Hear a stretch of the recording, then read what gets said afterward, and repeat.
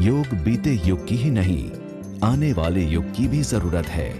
वैदिक ज्ञान और आधुनिक विज्ञान के पुनः मिलन का ये एक सुनहरा अवसर है। चक्र के विज्ञान के जरिए वैश्विक फलक तक पहुंचने का विशाल मार्ग है। मित्रों, इन दिनों पश्चिम ने खोज की है। वो खोज ये है कि आज सॉफ्टवेयर के माध्यम से, एक प्रोग्राम के माध्यम से, अगर सुबह ब्रह्म मुहूर्त में आपके शरीर पर वो सारे साधन लगा करके वो जांच सकते हैं कि आपके ये जो चक्र हैं वो संतुलित अवस्था में है कि नहीं है। दुनिया के श्रेष्ठ जाने माने लोगों का उन्होंने सारा डाटा कलेक्ट किया है। बड़े भयानक में भयानक जो गुंडे लोग होते हैं, जेलों में पड़े हैं, क्रिमिनल एक्ट करना ही उनके डीएनए में है, उनके टेस्ट किए हैं। बड़े बड़े राजनेताओं के किए हैं, योगियों के, त्यागियों के, तपस्वियों के किए हैं। दुरावस्था में जिंदगी जीने के लिए मजबूर, आर्थिक संतुलन के लिए मेहनत करने वाले मजदूर के भी किए हैं। विश्व के हर समाज का किया है। उस पर इन दिनों रिसर्च चल रहा है। मित्रों, इस योग की हमारे पूर्वजों ने हमें जो विज्ञान दिया है वो दिन दूर नहीं है कि पूरा मेडिकल साइंस करवट बदल देगा। हम देखते हैं कि पुराने जमाने में जब हम भी, हमारे यहाँ कोई संत महात्मा की फोटो हुआ करती थी, कोई भगवान की फोटो हुआ करती थी, तो उसके माथे के आसपास एक बहुत बड़ा तेजो वलय उसका पेंटिंग हुआ करता था। कोई ऐसा महापुरुष नहीं होगा, संत पुरुष नहीं होगा जिसके चित्र में पीछे तेजो वलय का प्रिंटिंग किया ना होगा।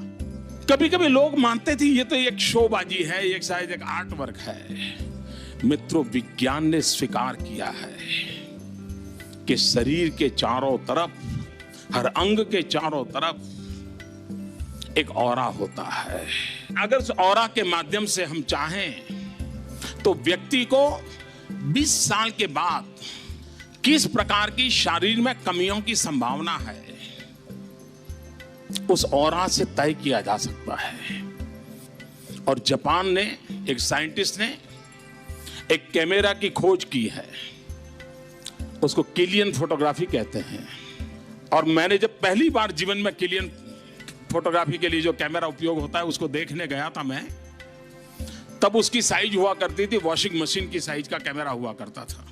और मैं गया था योगा की ट्रेनिंग के लिए एक स्थान पे, 40 दिन मुझे वहां रहना था। मैं बहुत मेरे पुराने समय की बातें कर रहा हूं आपके साथ। और उन्होंने मुझे कहा कि 40 दिन में आपका योगा का जो कुछ भी होगा उसके पूर्व हम आपके ऑरा की फोटोग्राफी करना चाहते हैं। मैंने कहा मुझे खुशी होगी। मैं थोड़ा बहुत किताबों से इन विषयों को मैंने पढ़ा था, जाना था। तो उन्होंने उस वॉशिंग मशीन जैसे इतने बड़े कैमरा पर मेरा अंगूठा रखा और उस पर मुश्किल से 5-7 सेंटीमीटर का ऑरा था। उसकी फोटो निकाली, उस फोटो को रखा। 40 दिन के बाद जब मेरा वो पूरा ट्रेनिंग पूरा हुआ तो फिर वो मुझे कहा गया कि आपको जाने से पहले फिर से एक बार आपका ऑरा का फोटो निकालेंगे। और मित्रों, मैं अपने अनुभव से बताता हूं कि इस मेरी 40 दिन की ट्रेनिंग के पहले जब मैंने ऑरा निकाला तो मुश्किल से 5-7 सेंटीमीटर का ऑरा था। और 40 दिन के बाद जब उसी अंगूठे का ऑरा निकाला तो पूरे उस कैमरा के बाहर ऑरा चला गया। ये योग का सामर्थ्य है जी।